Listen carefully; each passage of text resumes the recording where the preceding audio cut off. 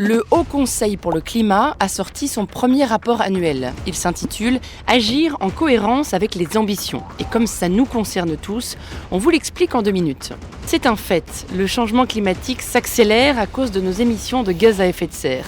Ça affecte nos sociétés et déséquilibre nos écosystèmes. Alors, de nombreux pays décident de réduire leurs émissions et s'engagent dans l'accord de Paris. La France, elle, vise la neutralité carbone pour dès 2050, c'est-à-dire absorber autant d'émissions qu'elle en génère. Mais elle ne va pas assez vite. Voilà la courbe des émissions annuelles des 30 dernières années.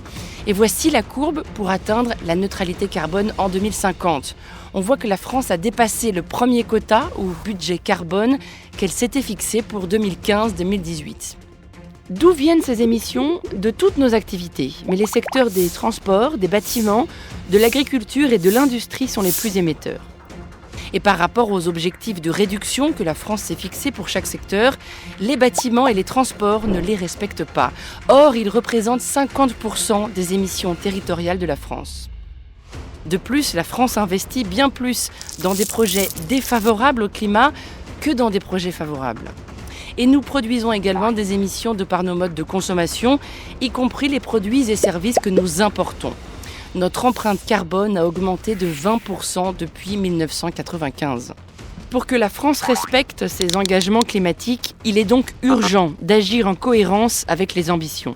Voici nos recommandations.